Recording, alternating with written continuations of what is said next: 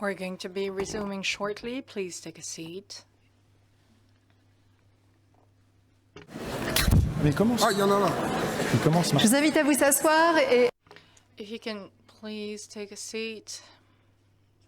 We're going to be closing the doors shortly. I see that some of you are having a hard time coming back to take a seat. Maybe it's just because the coffee break was too good, or the theme for the next roundtable is a little too intimidating. All right, so key points in wording insurance policies. This is an absolutely major point for your daily work. Contracts can generate huge risks. If I am being frank, if your contract is poorly worded, as a company, you will not be properly covered. And as an insurer, this will be very costly and expensive. So definitely do take a seat. I'll give you a couple of seconds more to take a seat since this is a very important topic. So if some of you would rather have a nice little chat in the corridors, then so be it, but let us not be disturbed. Okay, so let me now introduce you to our numerous experts here on the podium.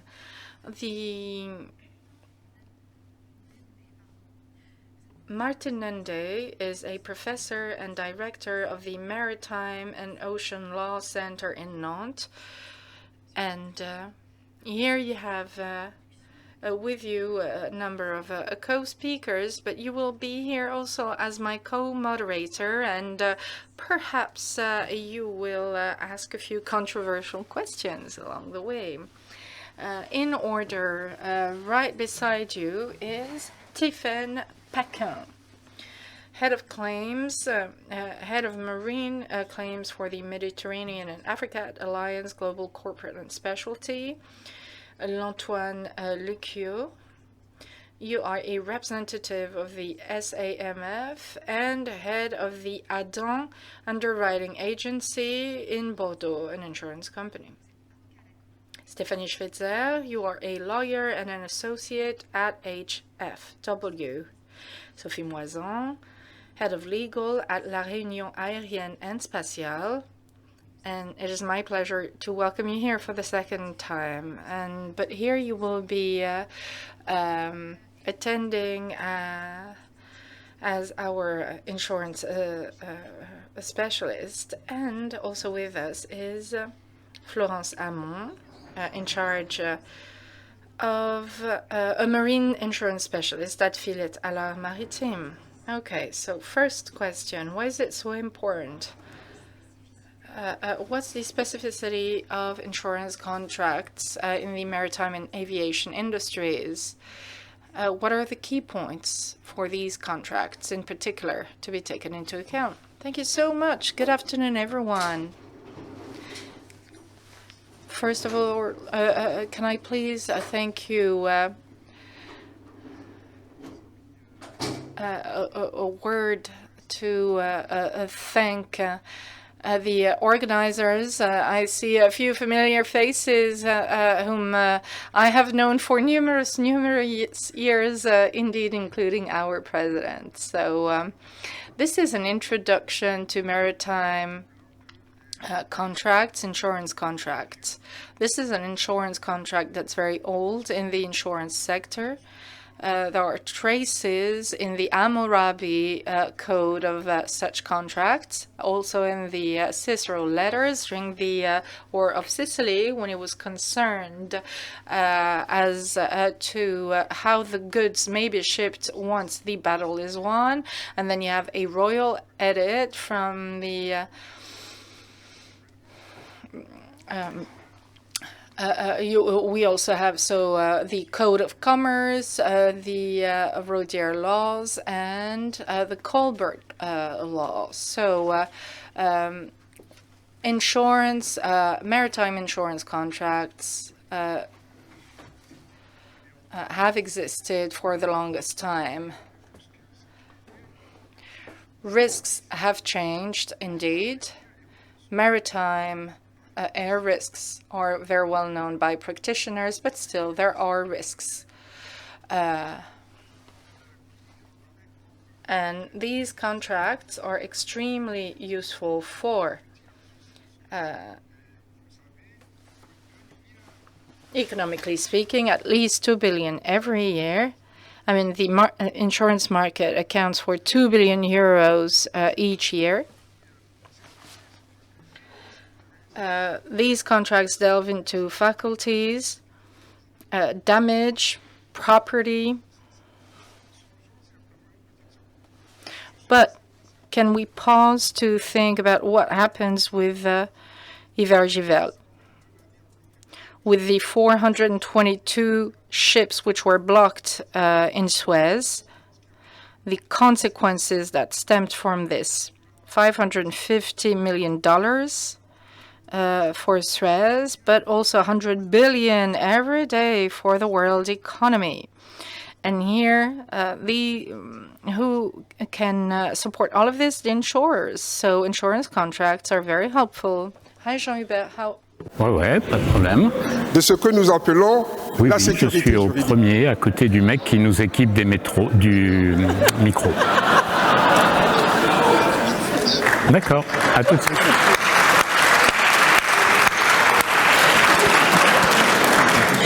je pense qu'il faudrait prévenir à l'équipe. So perhaps someone needs to let the technical team that there are a few microphones which are still on. On n'entend plus.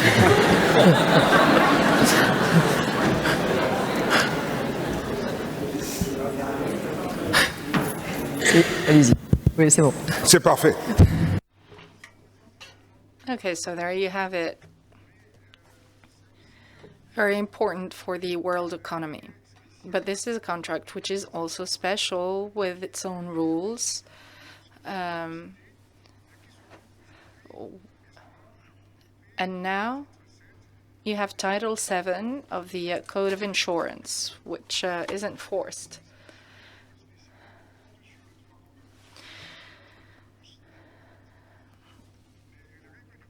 So according to insurance contract, you have special rules, of course, but still with Title 7, maritime law comes into contact with the world of maritime contract. And you also have air, transportation, river insurance contracts covered by Title 7. So that's the kind of consistency that was made possible by Title 7. In just a few words, why is drafting and wording so important? It is crucial because in a number of contracts, we have a bespoke approach. With a transportation insurance contract, you will barely speak about the clauses of the contract. You also have standard policies, but policyholders have time to speak with their insurance companies, and if they do not do so, then the broker is here to make sure that the clauses are in line with the expectations of the policyholder. So in insurance, we do contract, we have a bespoke contractual approach, and this is very useful for property insurance, for sea event insurance, and even more so with cargo insurance, with piracy risks. You need additional clauses. So all of this is very specific. Thank you so much for these words of introduction. Turning to our experts who draft and word new contracts every day. Very concretely, if you were to insist on one aspect in particular, one disclaimer perhaps, which would it be? Florence. The cargo should integrate customer knowledge and customer risks. As Mr. NDENDE said, we have standard policies which will be relevant for everyone, but then we can adjust accordingly the text to have that bespoke approach. So that requires extensive knowledge of the customer's business. Also, it will be important to scope the contract with a number of key elements. As far as cargo is concerned, for example, we will take a look at the merchandise itself, the way it's packaged. This will be lead to a number of specific clauses depending on the cargo. We'll also take a look at the value of the goods which are shipped, which will determine the full commitment of the insurer within the contract. So depending on the transportation mode, you will have different clauses, depending also of the warehouses. For the type of transportation, you will also have different clauses. For example, with a carrier vessel, you will have specific clauses. So that's really important. And one last point I wanted to highlight, amongst many others, the scope of geographic application. This has grown in complexity in the past few years. You have risks of wars, territoriality clauses, which may be imposed by certain insurance companies, which may not necessarily be the same, depending on the list of excluded countries, which will differ depending on the insurance company, and that is it. And I would imagine that Sophie might want to say a few words about this too. Yes, the same stands for aviation. The broker needs to determine very specifically the needs to be guaranteed along with their policyholder. And you were speaking of geographic scoping. And when it comes to the aviation industry, that's really important too. Two angles at work here.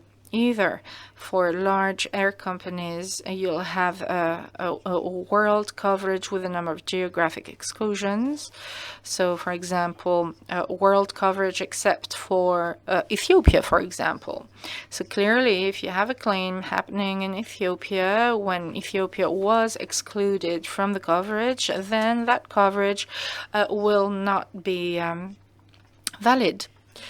Conversely, and that's something that particularly stands for general aviation. We spoke of business aviation and decarbonization, especially for 19-seaters. Well, in aviation, sometimes you may have a list of countries. So typically, the metropolitan territory of France and neighboring countries.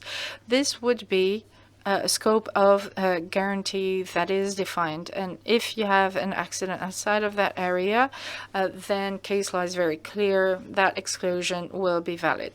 So that's very important for all of this to be properly and clearly defined. Other aspects are important too, but chief amongst these would stand the usage of carriers. And here there's a major difference to be made between public transportation and private transportation.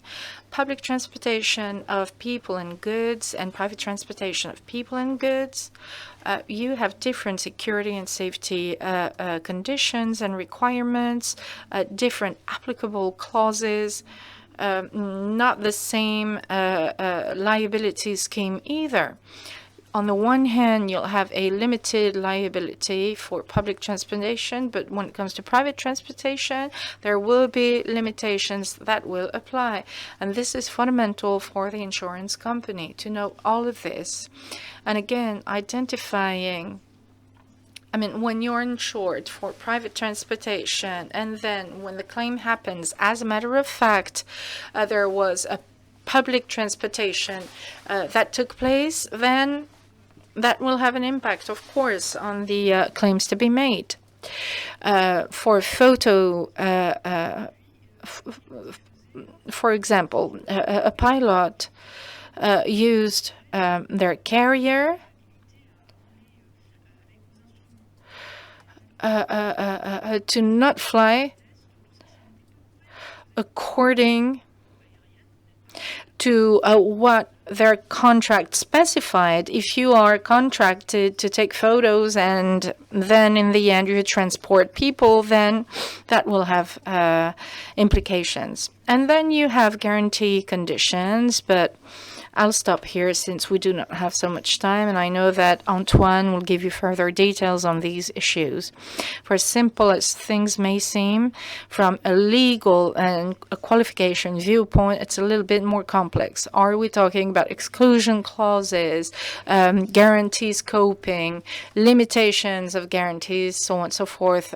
Antoine, yes, definitely, over to you. Thank you.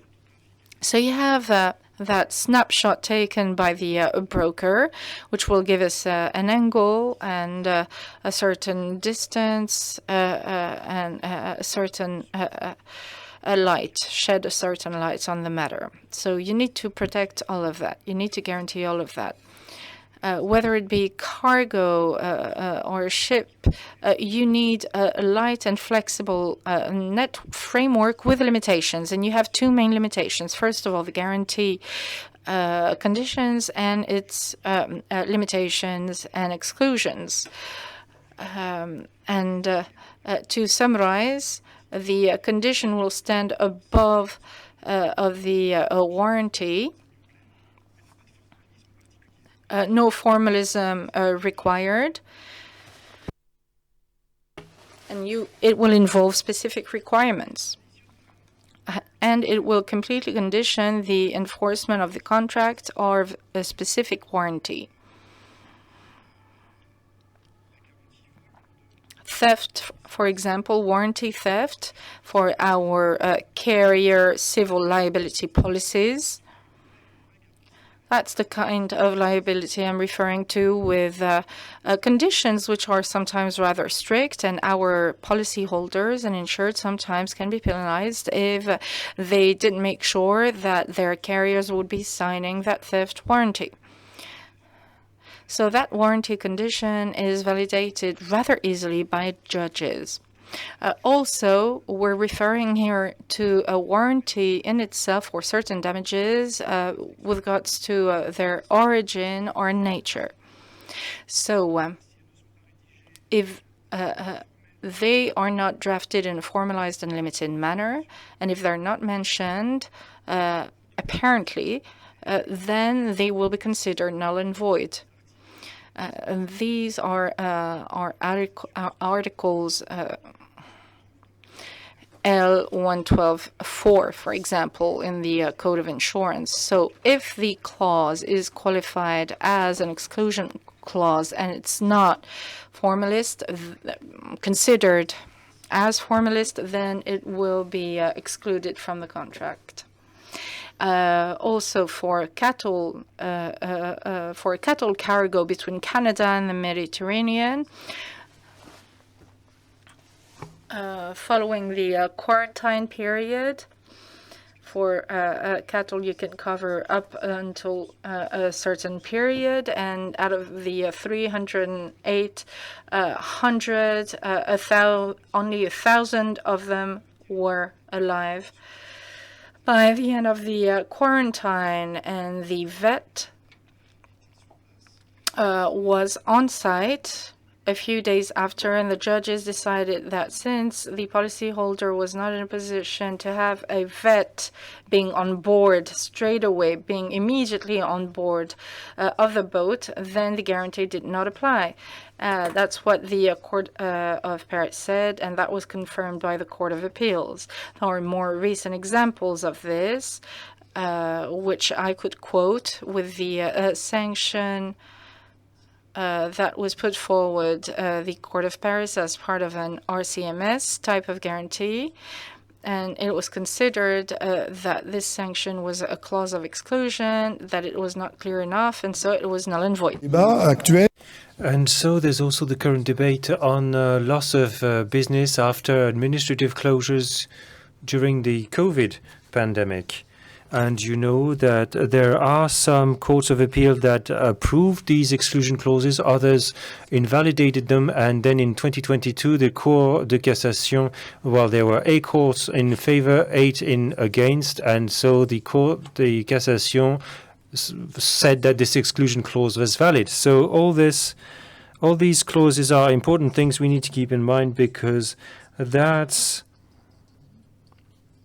part of the limitations that we can bring to contracts. If an insurer decides to say that I can only insure a green ship, and if when it sinks it's red, if the policyholder is colorblind, well, the insurer can refuse the guarantee.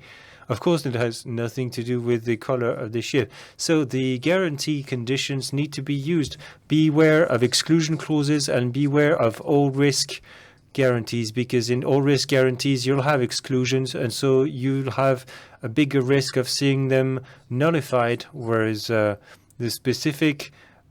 specifically named guarantees, which are not sub-guarantees but full guarantees, when a policyholder has an event at sea, they can have full compensation for their claim. It's not a sub-limit. Well, maybe we could make more use of these guarantees, which seem have specific hazards named, thinking of all the goods for which transport is part of the operation, animals, fruit maturing. Is it up to the transport insurers to carry the cost of deaths on a cattle ship? Well, that remains to be seen. Stephanie, you're a lawyer. Very often you look at things once problems have occurred. Yes. Well, maybe sometimes before, because we're sometimes involved in the drafting and the wording of the policies, but we are usually involved when there is a claim. There aren't always divergencies about the policy itself, but we're also involved when there are disagreements about how to interpret it. So yes, first we read the policy. If it's clear, we can take an outside view of it. Often when we're approached, it's because it's not entirely clear. What we're also looking for is the common intention of the parties. What did they mean by that? And so increasingly, and we can talk about it with Tiphaine, we can ask the underwriting department. Very often it's the claims department of the insurer that contacts us, but what did the parties mean when they wrote the contract? The specificity when we're involved is that the parties to the contract are not necessarily the same when the claim is made. You usually have a third or fourth party involved, which is the beneficiary of the policy, who's not necessarily the person who underwrote it. And so on hulls and cargo, but we also have a lot of third-party insurance. And so the person insured is the one who's going to ask for the claim to be paid. So they weren't here when the terms of the policy were discussed and written. And sometimes it's even more complicated. You have a third party who's a victim in civil liability claims, and they'll try to have the insurer's guarantee as part of direct action. In that case, you can also have people who are not professionals at all. They're not insurance professionals, but usually they're individuals when there's bodily damage. And so we take an outside look that will confirm everything we've said so far. But indeed, the policy needs to be clear and well written. People need to know what they're insured for. And so the insurer can also oppose with certainty against these policyholders all the clauses of the policy. So indeed, as I said, that's a truism what I'm going to say, but the terms need to be clear, precise, limited, although I agree with Antoine, you need some flexibility, and that's the reason why we're subject to Title VII that allows for it. Tiphaine, to add to that, what's missing? Well, I'll confirm what Stéphanie and Antoine said. The test of the policy happens when No, wrong microphone. We'll ask Jean-Dominique Mercier to cut his microphone and to turn Tiphaine's on. Go ahead, Tiphaine. Yes, indeed. The proof of the pudding is in the eating, so we'll test the policy when there's a claim. Maybe take the handheld.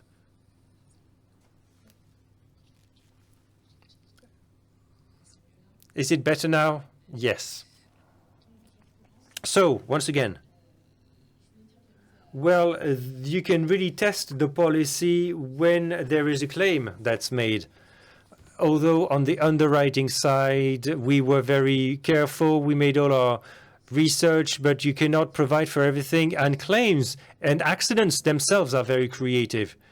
And the policy is the reference text for all insurer. And so it's in this previously written document that you'll have all the conditions for each policyholder. And when an insurer is going to look at the claim, they'll check in the policy whether the ship or the affiliate involved in the claim are covered, what are the waivers applicable, what are the guarantees in the policy. And so it's essential for policies to be as up-to-date as possible. And yet, when you have had a policyholder for a few years, the riders tend to pile up, and the covenants as well, and it's more and more complicated to find the information that you need. And that's why it's necessary to have regular overhauls of policies to consolidate changes and to check the consistency of the guarantees. Another key point is communication between insurers and underwriters. And so very often the claims manager, when they start checking the case, they'll realize that a clause is imprecise or inadequate, or that there's a gap in the coverage. For instance, a shipper that forgot to declare their moving business. And so if they do moves, then they're not covered. And then on the cargo side with old age, very often we tend to forget our policyholders don't just transport new cargo, but sometimes they transport second-hand goods, and you're not going to pay the same price, the price of new products for something that is 20 years old with the technology that's no longer available.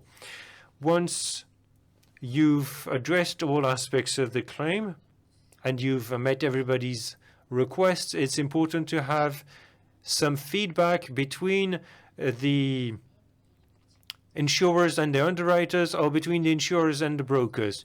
That way you can look at the issues that were encountered and you can adjust the clauses. That way for the next claim, management will be smoother and you can better meet the needs and expectations of your customers.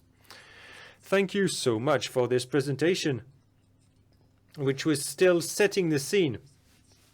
And it seems to me that in the last couple of years, things have become even more tricky.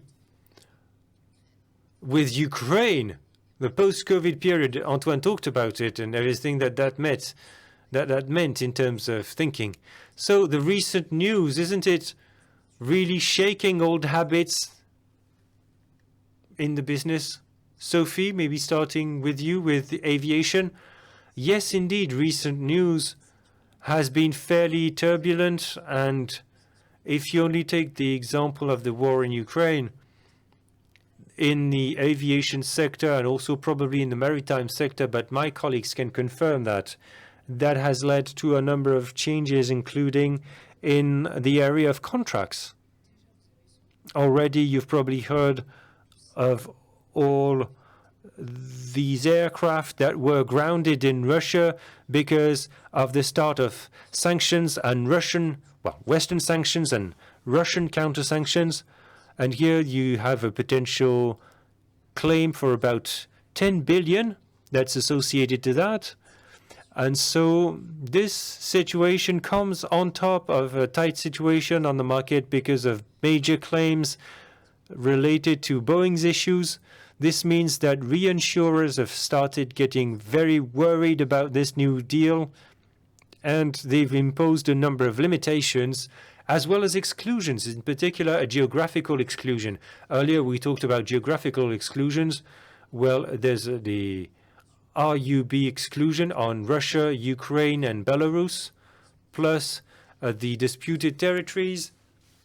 And this is an exclusion they demand in aircraft ordinary risk policies, which is problematic about the clarity of the drafting of policies in France. Because the idea is to say that any claim on the aircraft in ordinary risk in connection with the Ukraine war, that's all excluded. Well, I don't know what a French judge is going to do with that, but these are exclusions imposed by reinsurers, and reinsurers tend to pass that on. Insurers pass that on in their policies, and that doesn't necessarily provide more clarity to the situation. Earlier, we talked about the issue of sanctions. In aviation, as in shipping, we have sanction clauses. Sanction clauses that are used in aviation are not those that were covered by a worrisome decision by the Paris Court of Appeal, saying that a sanction clause is an exclusion clause, hence demands for perfect clarity. Otherwise, the clause becomes null and void. We have a standard sanction clause called VN 111, which is more a guarantee suspension clause, hoping that it will make the cut before courts. But in general aviation, we're using a clause that's similar to the one that was nullified by the Paris Court of Appeal in another area. It's called LMA 3100, and this standard might be revisited. It's coming from the UK market and is being overhauled for France to face the situation. One of the big issues we're having in aviation is that of potential detonations of nuclear weapons. Because in aviation, I don't know what it is for maritime, but in aviation, in principle, there's a war risk exclusion, which is a composite exclusion, excluding a lot of things. And so we have to buy back these risks, especially civil liability vis-à-vis passengers and third party on the ground, called VN 52. And in this clause, which is a global market standard, there's a provision for automatic end of war risk guarantees in case of hostile detonation of nuclear weapons. And in the context of threats that are made by the Russian president of using tactical nuclear weapons, then that begs the question of the relevance of that contractual clause. So the market is trying to find ways around it, because a tactical nuke that would be detonated in Ukraine, well, normally that shouldn't have major consequences on flights in Asia or in America, or that are slightly more distant. And that's a bit of a problem, because planes can't fly if they don't have a war risk guarantee on top of the ordinary risk guarantee. So if such an event were to happen, all planes would be grounded as long as it takes to find a solution. So the market is trying to find a solution. Brokers and insurers are working on it. But it's not an easy solution to find, because you need a consensus that is not found yet. And I would say that another tricky issue that is emerging from this new deal, at the boundary of new risks, you were talking about cyber risks. There are cyber attacks, especially cyber attacks sponsored by states. We'll talk about that tomorrow. To comment on that, you might have heard of a decision made in the US, 2 successive decisions by New Jersey courts in the Merck case, that considers that the war risk exclusion does not exclude coverage for state-sponsored cyber attacks. So that's less of an issue for aviation than other fields, but we need to think about the wording of those clauses, so we need to stay on the lookout for changes in the situation. because contracts are anything but boring. We constantly need to be vigilant and adjust them, adapt them to the new situation. Thank you, Sophie. Quickly, a word about leading insurers. Have their roles changed? Well, yes, maybe more than leading insurers, co-insurers.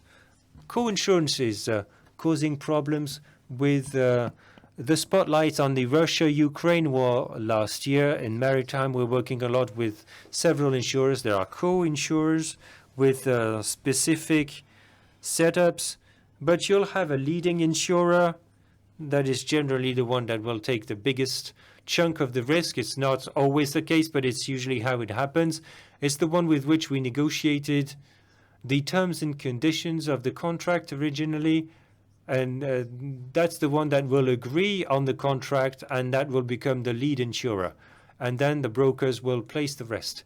Then the lead insurers will take the lead in managing the contract for the other co-insurers, because these conditions can be burdensome administratively. You need specific certificates, and also in terms of claims management. So it's well established in general terms and conditions for cargo, Article 30, saying that the lead insurer can reserve in the name of all the co-insurers all the documents for the management of the policy. But in practice, there are lead insurance clauses in the policy that will give a wider mandate to the lead insurer, and the co-insurers will be bound by the decisions of the lead insurance in terms of interpretation, working, and management and treatment of claims. Here, incidentally, I'll mention that it's important to point out in this new clause, although it's already in the general TNCs, that there's no solidarity. The co-insurers are not joint and several. They are limited to their own commitment. And so the relationship with war and changes in the situation in the last year and a half, that's helped us test difficulties related to co-insurance and the limits of that lead insurance clause. Although it's not what it was designed for, we saw that there was a loophole. So there's no solution for that today, but that's a question. War risk can be terminated at short notice, between 2 days and 7 days. And in the days after 24/02/22, we received letters of termination from brokers. Sometimes the lead insurer involved the co-insurers, so there's no interpretation, but very often the co-insurers before the lead insurer. And so that was sort of chaos, hence difficulties in explaining and justifying to our policyholders all that. And we had termination letters, but also with re-establishment letters for war risk, but the conditions differed from one insurer to the other, and co-insurers were not always on the same page. They didn't want to follow necessarily the conditions set by the lead insurer, and sometimes that put the figure on the limits of co-insurance and lead insurance. And so this is a call to the market. I know that there were discussions, but it's still up in the air at the moment, and there's a real issue regarding these terminations that could happen at any moment, and about standard clauses that are imposed. When you have a lead insurer for a renewal, they will impose a new clause, like a 5-power exclusion clause, but a co-insurer will have a different view, and that's a little bit annoying. That's something that you'll discuss over the cocktail, isn't it? Yes. Antoine, regarding these shifts vis-à-vis the market. Well, that's the observation that we have. We are a market, and you have insurers, you have brokers, you have agents, you have lawyers. And Christian Boucher said it, we are in a transition phase. The market needs to be strong and reactive. We had a recent example with the hull form that's not used elsewhere than in Bordeaux very often. but this is a form that was produced by insurers, by brokers, by ship owners in France at the time. And I looked up in my records, but a policy from 1928 was heavily criticized. And so in 1944, 1945, there was a policy that was set by the market in the widest sense possible. And so Parimat is probably the right forum for that. We need to realize that we need to be strong enough to respond in such moments. Well, the insurance contract, it doesn't belong to the insurer, the broker, or the policyholder. It's a shared and common tool. And so this legal uncertainty, it's not normal. You've signed a contract, but the hazard of having a clause nullified, you have to bear it. Well, we are insurers who are here to cover a real risk. And so the preparation of this roundtable was a way for us to think that it was important for us to be together.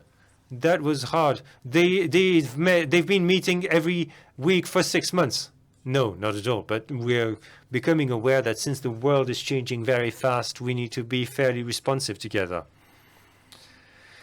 Well, I wanted to switch it around or change lens.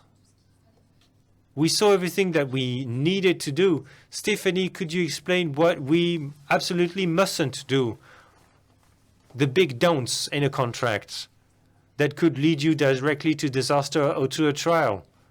Well, our clients don't do stupid things, and it's rare to see stupid things in contracts. It's usually tricks or pitfalls you should avoid, coming back down to earth about the wording itself of the contract, of the policy. And I like what Sophie said about clarity. It's important when you reread documents, the people who draft them would be in the same situation. The document needs to be clear. So avoid things that are left unsaid, because usually you get feedback from the insurer or the policyholder who say, well, the insurer says, I didn't know it would cover that. And the policyholder said, well, I thought it would be covered. And so a policy is a contract. It's the main document in French law. And also maybe when other laws apply. And if it's not in the contract, case law recalls it regularly. There are people who plead that in front of a court. If it's not in the contract, it doesn't exist.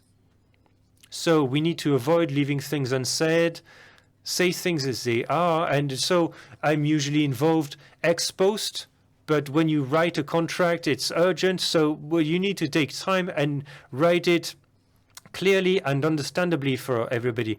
Avoid that the judge needs to interpret the contract. Case law says that exclusion clauses, if they need to be interpreted, they're not clear, so they're null and void and non-applicable. And don't use imprecise terms. Usually, and that comes back to what Tiphaine said about the clarity of the terms used, but I don't know what that means.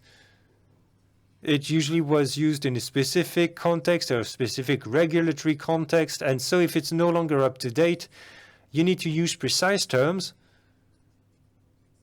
And you need to use legal notions. It's a legal document, and so if things go wrong, it will be reviewed by a legal expert, by a judge.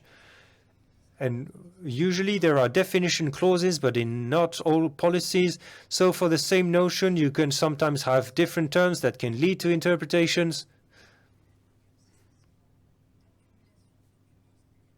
And also avoid the accumulation of documents with, you can have general terms and conditions and special conditions, but when you have a policy that's made up of 4 or 5 documents, it's difficult to maintain consistency. And then really in the wording itself, coming back to clarity, the fact that it needs to be limited, but there's not just exclusion clauses. There are other things you need to avoid. Avoid etc. Well, for instance, the business of the policyholder is this and etc. Well, that creates imprecision, and that can be costly for the insurer. So I said do not. Well, that follows what my colleagues here said, and also on onboard documents, and Sophie talked about regulatory documents for aircraft and ships, especially the diplomas that crew members need to have, or aboard documents. There is case law. There's a clause that was deemed as valid saying that the ship needed to have up-to-date board documents, and the other decision said there was another clause that said, well, they need to have valid documents such as, etc. Well, that was too imprecise for the judge. You need to know what you're talking about. Also, don't let policies expire. Laws change, you need to stay up to date, but you can't always stay up to date because laws change a lot, especially for individuals. But when you renew a policy, this is exactly what Tiphaine said, you need to see whether the world is still the same, whether the business is still the same, and the references are still the same. And a thing that was already discussed, do not neglect written forms. Well, first of all, check what is said in the written forms when they are quoted. Have you said too much or not enough? Are they contradictory? What did you want to say? If there are exclusion clauses, should they be redeemed? And also, when we see that creates legal certainty, these are basic guarantees, but these are guarantees nonetheless. And these are clauses that were tested by case law. And when there are difficulties in interpretation, usually they were solved in the past. And one last thing, to come back to case law that was mentioned by Antoine, if you mention pre-written clauses, you need to put that in the policy because it's not enough to have them in the insurance certificate. Thank you, everybody. Martin, after hearing all these explanations, what do you take away from that? I think that Stéphanie found a word that summarizes all our concerns this afternoon. It's about legal certainty.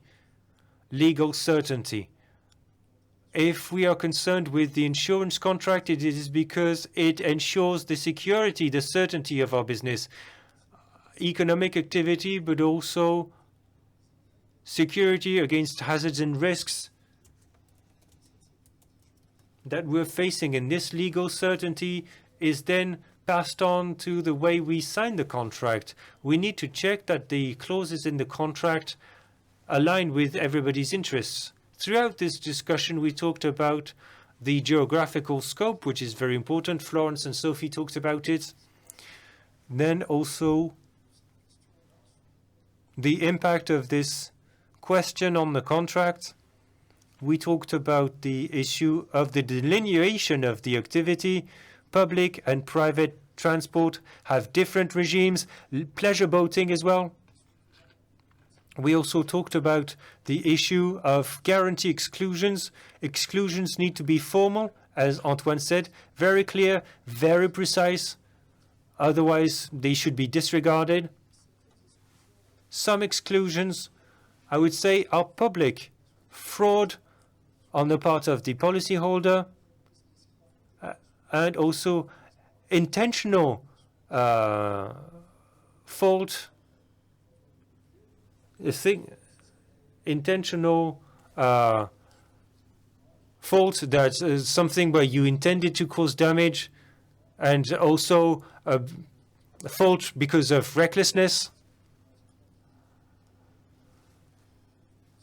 Also, what we discussed here, which is quite connected, the matter of cyber attacks was mentioned by Sophie. And also the criminal aspect. Just one anecdote. You asked me really to scratch the surface. One anecdote in aviation. I don't know whether you've heard of this case, but in Limoges, the CEO of Limoges Airport for years had no diploma. He usurped his titles, and he was very good in what he did because he had no accidents, but he had no degrees for nearly 8 years. And there were no accidents. But when he was caught, the airport was in difficulties because people wondered how the airport could not realize that the CEO had no diplomas. And so if there had been an accident, then we would have been in the situation of recklessness on the part of the airport. And then lead insurers, we've talked about it. Now maybe they deserve a review of their status, but also dispatchers. There's a lack of dispatchers. I'm not so young, but I knew Albertini, but now we have a problem with dispatchers of common average, and we need to find some of them. And also, judges are here to correct difficulties when it comes to clauses. They are here to interpret the contract, so we need to avoid leaving things unsaid. We need to avoid that because judges are here to make sure that the will of the parties was respected, because conventions apply to the parties governing them as the law does. Thank you for this very interesting discussion. Thank you, Martin. Thank you to the 5 of you.